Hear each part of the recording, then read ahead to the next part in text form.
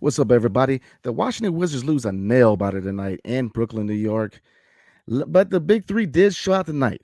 But free throws, lack of bench production, are a couple of woes that we're going to talk about next on Locked On Wizards.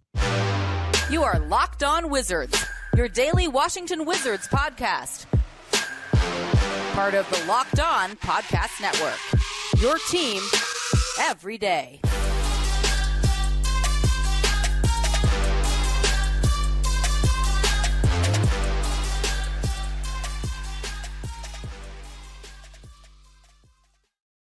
What's good, everybody? It's your boy Brandon Scott again. I'm here with my guy, the real Ed Oliver. Thank you for making Locked On Wizards your first listen every day. We are free and available wherever you get podcasts. So, looking at this loss tonight, what lost it? Was it the free throws or lack of? Or was it the bench production? Which one was it? It was a lot. I mean, we struggled from the three. Turnovers were bad. But I would say free throw shooting. We ended up losing by 6. And looking at the free throws, we missed at least 10 or 11 free throws. It was awful.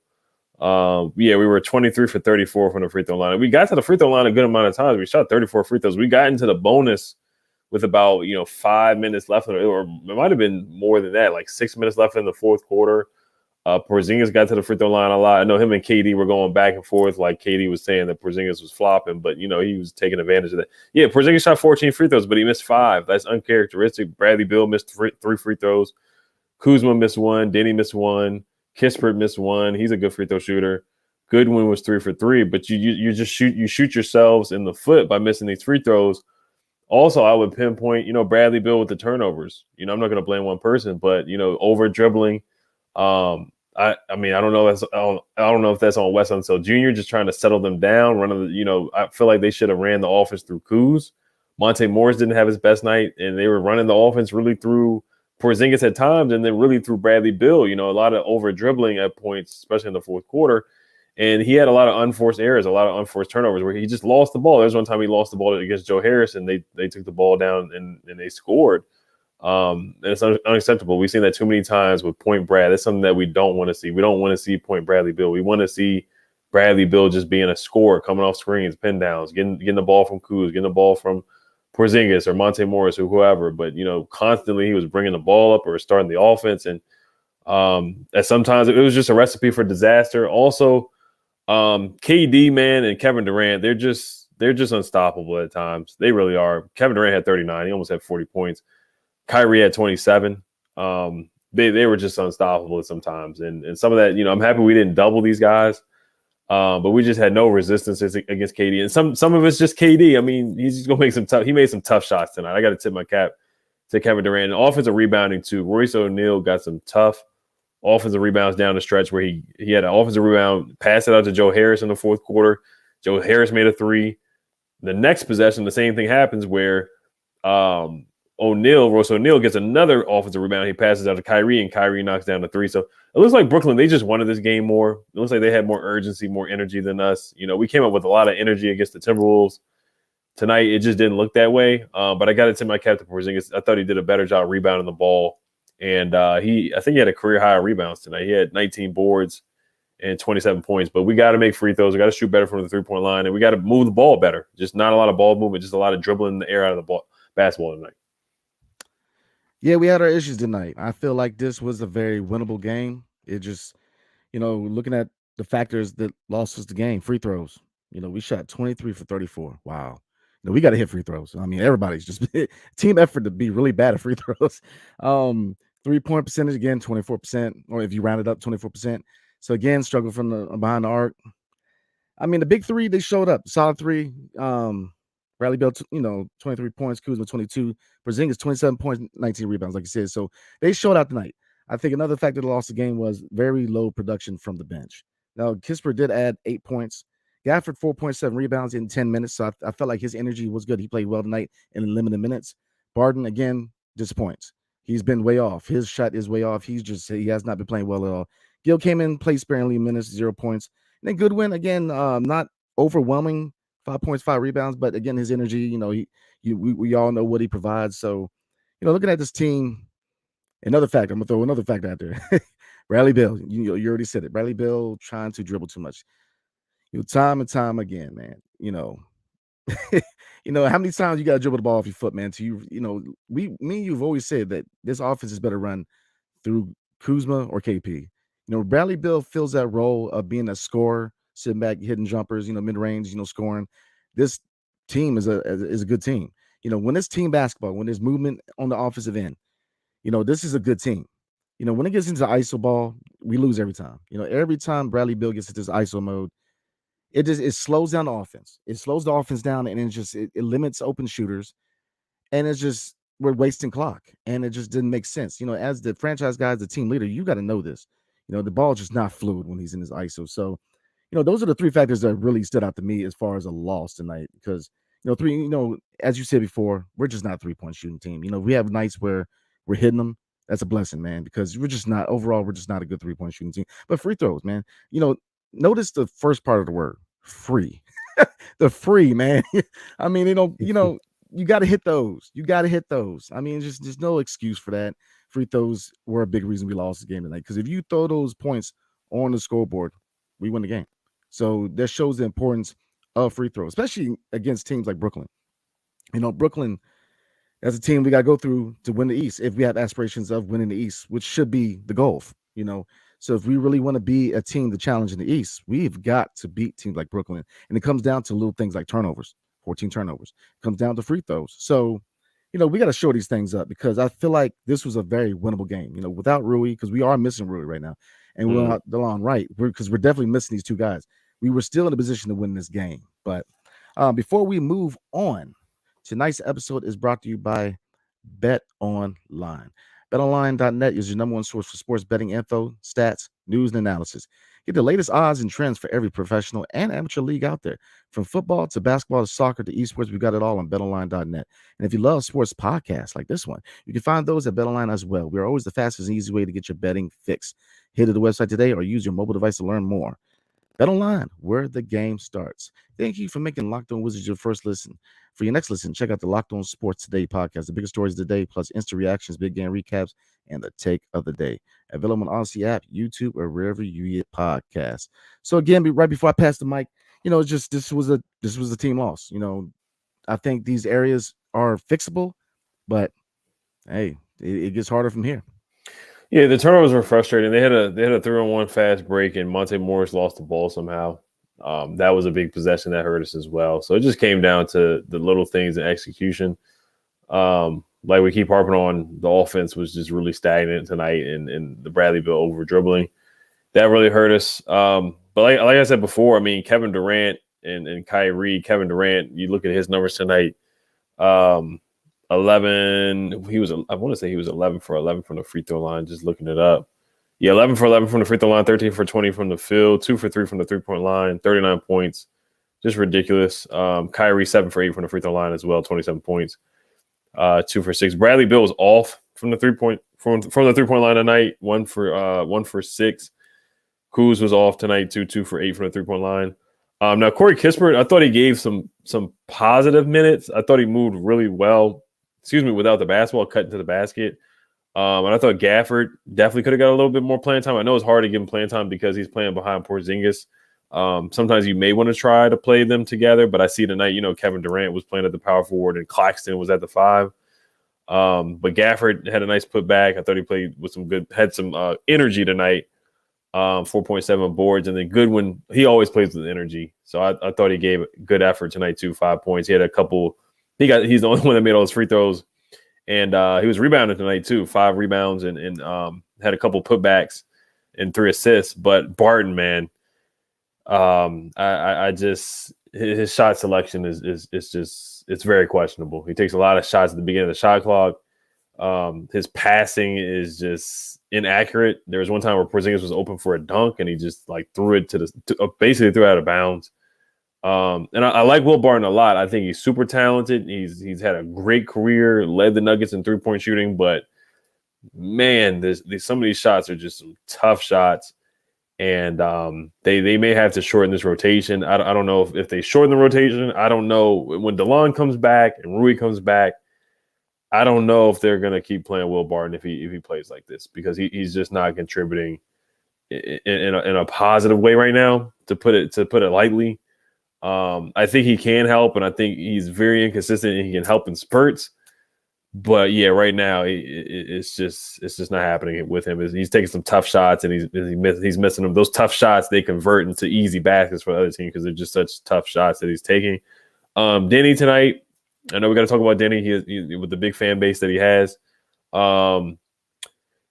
7 points, 3 assists, 5 boards. I thought he gave good effort on Kevin Durant, but he's got to stop fouling, and he's got to the whole team. They got to stop complaining to the refs. They just complain too much to the refs. They worry about the refs, and that's a whole league problem. Everybody in the NBA, but I feel like sometimes the Wizards, they just complain to the refs a little bit more than other teams. Sometimes, and Denny is one of them. He's always looking at the ref, and it's like, some of these are fouls. You are fouling. You just can't put your hand in the cookie jar. Kyle Lowry caught him with that. Of course, Kevin Durant's going to catch him with that. Of course, they're going to give Kevin Durant the call. Of course, they're going to get Kyrie the call. It's just that star power. He just has to defend with his hands up and wall up. He's one of our better defenders. He has to go up stronger. He did get blocked in the beginning of the game, but he did have a tough take in the beginning of the game too, where he finished through contact. So it's just like it's a Jekyll and Hyde thing with Denny's finishing. Sometimes he'll go up very finesse and get blocked. And then there's times where he'll dunk. He did dunk on somebody. That was nice. Where Kuzma passing the ball, he dunked on somebody. And Denny had a nice pass to Kuz, and Kuz dunked on somebody. So Monte Morris has to play better too. Rough night for him. So yeah, this was just, it was a Wizards letdown game. To have such a good game against the Timberwolves and this be a letdown game, it's just a typical Wizards. Wizards for them to end up back at 500, 11-11. So disappointing game, but a lot of things you can pinpoint. Free throws, 3-point shooting, some defense, and just over dribbling you can point to where they really, really need to improve for the next game. They play the Hornets next. We'll talk about that tomorrow. But yeah, it's definitely some big improvement areas after this for looking at this game. Yeah, there's a lot of improvement. It's just, I think overall with this team is consistency. It feels like you're not checking every box every game. One game defense might be an issue and we're shooting good from the 3-point arc. Next game, it's just, we have to be consistent as far as a team basketball. We've got the defense look better. We talk about Denny. Denny defense was good, but you're never going to stop Kevin Durant. I mean, the dude's, he's going to go down as one of the best scorers ever. I mean, he's going to go down as the best because you got to contain him, but you're never going to stop him. Right. Same thing with Kyrie. Stephen A. Smith says he's box office because he is, man. Look, I know, Kyrie has his issues off the court, and you made, look, this is why when people say, "Do you want to trade for some of these guys?" I know there's a lot of baggage with them, but you understand these guys are generational talent. So I get why people say no to trade for these guys. I get it, but you got to think about it. I mean, look, Kyrie has his issues, but I mean, as a scorer, as a player, I mean. Really, if you look at his handles, he's got he's always had the best handles, or if not being the top 5 handles in the league. He can dribble the ball. So he's a generational talent. So this is, for us to be this close to this team with the injuries we have, because, I get it, it's Rui and DeLon, right? But yeah, they prove that they are integral parts of this team. They're filling their absences right now. So it was still a winnable game. So I think it's still optimism because I still feel like we can hang with some of these teams. And we did. We hung in there with these issues. But what was that? You remember those commercials with the gloves, where the dribbling gloves? Maybe they need to invest in those with Brad, man. I mean, I love Brad, man, but he's got to stop the ISO, bro. He's got to stop. So like he needs some stickum today. Yeah. So yeah, team lost tonight, but looking forward, we got the Hornets coming up. I think there's a very winnable game. So we're gonna get into some of these comments tonight before we roll out of here. Again, we appreciate everybody showing up tonight. That was late. Definitely appreciate you guys showing love and showing out. So let's see. Michael Wilder, he said, "Can we get some early Kuzma hype going? What an amazing ad he has been." I agree. He's been a big move for us. That LA move, sending Russ to LA and getting back the 3 pieces we got. Kuzma is definitely the best of all the pieces. Now, I think that to a certain degree, we are missing KCP a little bit because of the defense, especially at that position. We were kind of hoping that we got the same output from Barton that we got from KCP. So we're definitely missing his. But of course, Trez. But out of the 3 guys, Kuzma's been nice, man. I mean, he's really developed into an all-around player. So I definitely agree with that. What do you think? Yeah, Kuz has been incredible. I thought they should have ran the offense through him today. I was disappointed.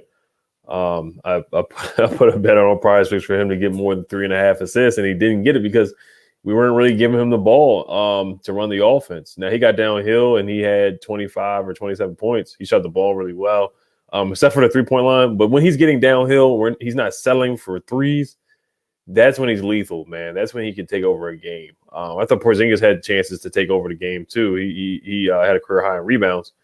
But man, Kuz, yes, he's been playing. There have been some games where he's played at an all-star level for sure. So I'm very happy with Kuz's production this year. I mean, he's a great rebounder. He's a great rebounder. He's a great passer. He can score. He's been a heck of a player this year.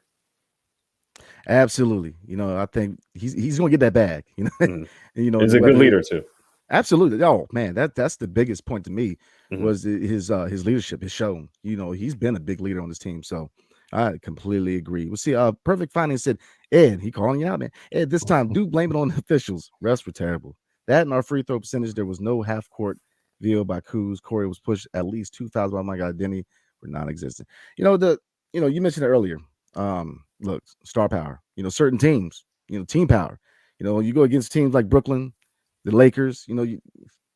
They're gonna get those calls. So it's just, especially on the road. Maybe at home you get a little bit of love, but on the road at Brooklyn, that's just the name of the game, man. Right. I don't like to blame games on the refs because you can't really blame it on the refs because we left so many free throws on the board. We left so many points on the board. So that's on us. We shot ourselves in the foot in turnovers. The refs can't stop us from turning over the ball. The refs can't stop us from missing free throws. So, if we would have lost the game by 1 and we made all our free throws and there were some bad calls, then sure, I would pinpoint it on the refs, but I can't do that tonight, especially when we're just dribbling the ball out of bounds and turning the ball over. And I can't blame. We got to look ourselves in the mirror. That's what we got to do. Yeah, we got to find our identity. We say it time and time again. Phil Wilson said the need for a point guard becomes more glaring by the day. How soon does Tommy inquire about Ish Smith? Lord have mercy. I don't know if I'm ready for a repeat of Ish Smith, man. But I agree. I do like Monte Morris, but I think he's best fit for the second unit. So I think that other than a 3D wing, I think point guard has to be a position that we need to upgrade going towards the trade deadline. We're going to talk about it tomorrow, but obviously they've acquired about Jay Crowder and a lot of wings, but I'm intrigued to see what point guards we may be looking at because I think, you got to look at this position. Monte's just not it at the starting unit. I think he is best served for the second unit. So, Yeah, they just don't have a point guard that can get into the paint and put pressure on the defense. Monte, he's a really good backup. Last year, he played off of Jokic, so he wasn't the guy that, the Nuggets weren't relying on him to generate offense like we are. We're relying on him to get guys open, and he's not able to do it. And that turnover towards the end of the game was awful. He's got to catch the basketball and just bring it up and pass it off on a fast break. It's inexcusable. You brought up KCP. Almighty God says, yeah, we should have kept KCP. I wouldn't go as far as saying that, but it looks like we got the short end of the trade. KCP is playing really, really well with the Nuggets. He's shooting the 3 at a high clip, and Barton shot selection is very questionable from Will Barton, and Monte Morris is just he's a steady Eddie guy that's not really changing the game. He's not really. Jordan Goodwin honestly produces just as much as him. And somebody had a comment. Benz says, "What does Monte do well?" Question mark. I thought Goodwin should have played the entire fourth quarter. Monte got back in the game, and he had that turnover during the 3-1 break. That's what I was talking about. He said, shaking my head in all caps. There's really no difference between Monte and Jordan Goodwin. There's really no difference between Monte and DeLon Wright. Honestly, they're more productive than him. They're better defenders than Monte. Jordan Goodwin's a better defender than Monte Morris, and DeLon Wright's a better defender than Monte Morris. So I like Monte too, but like you said, Brandon, he's just better suited as a backup. Yeah, Monte needs to be a backup. And the same thing with Barton. He's just best served on the bench, but, he really is not best served anywhere right now because he's just struggling. So, I think he's a movable contract. He's a aspiring contract. I think his play, you got to include him in the deal. Same thing with Gaff, looking at his minutes. So obviously that's another conversation to be had at another time about potential deals that we will be having soon. But, again, we're going to wrap it up, but this was a team loss. And I think that it was a very winnable game. And even with all the issues, this kind of shows a little bit about our identity, that if we shore up these areas that we struggle at, we do have a chance in the East. Now, I'm not saying we're contenders. I'm not saying that we're going to win the East. Obviously, there's a clear difference between us and the higher echelon teams like the Clevelands, the Brooklyns, and the Boston. I don't know if anybody's really messing with the Celtics right now. Yeah, but Milwaukee. oh my God, the Celtics and the Bucks, man, they're rolling. You know what I mean? So, and Chris Middleton's out for the Bucks. That shows you how much, So it's a winnable game. I do think we're a move away. A lot of people agree with us that we are a move away from actually, really taking that step. But again, and you got anything you want to add before we roll, man? No, yeah, we'll probably talk about Jay Crowder tomorrow or sometime next week. I know there's reports that the Wizards are interested in him, and we'll see what happens with that. But no, that's it. That's all I got for tonight. Yes, sir. Well, hey, everybody, appreciate y'all coming out, man. Showing us love, talking basketball with us tonight. Again, team lost, but we're looking forward to the Charlotte Hornets. Let's get that win in the Queen City. So again, follow me and E on Twitter and Instagram, and like us. We're close to 3,000, so definitely like and subscribe on YouTube. Show us some love. It was 5 stars where you get your apps. And again, thank you everybody tonight, and have a good night, and peace.